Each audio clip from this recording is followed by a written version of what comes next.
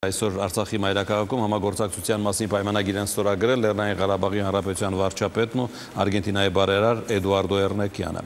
Մեկ համակարգիչ յուրաքանչյուր երեխային, այսպես է կոչում այն ծրագիրը, որ իրականացվելու է Էդուարդո Էռնեկյանի նախաձեռնությամբ եւ հայ բարեգործական ընդհանուր միության աջակցությամբ։ Այդ ծրագրով Արցախի շատ դպրոցներ կհամալրվեն համակարգիչներով։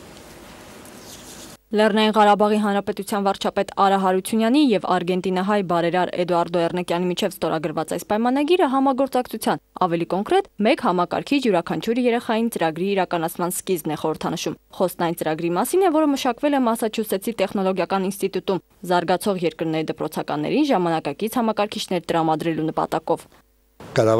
Համաշխարհային հանրությունը Լեռնային Ղարաբաղը դիտում է միայն պատերազմի եւ տարածաշրջանային հակամարտության համատեքստում։ Մարդիկ մոռանում են Արցախում ծնված եւ ապրող երեխաների մասին, բայց այս երեխաները նույնպես կրթության եւ տեղեկացված լինելու իրավունք ունեն։ Իմ նպատակն է այս ծրագրի միջոցով լրացնել այդ բացը եւ Լեռնային Ղարաբաղի երեխաներին ապահովել լավագույն կրթությամբ, որն այսօր կարող է առաջարկել աշխարհը։ Մտադրությունը նպատակային է, իսկ նպատակները հնարավորինս արագ իրականացնելու համար Լեռնային Ղարաբաղի Հանրապետությունն էլ իր հերթին է քայլեր ձեռնարկել ծրագիրը կրթական համակարգում ընդգրկելով։ Արցախում պարտավորվել են բոլոր գյուղերը ապահովել փոխկապակցված հաղորդակցությամբ։ Կրթական համակարգի զարգացումը այսօր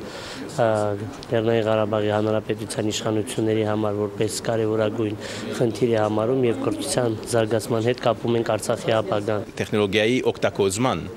փորձն արկրելու, թե գտության փորձը, թե տեխնոլոգիայի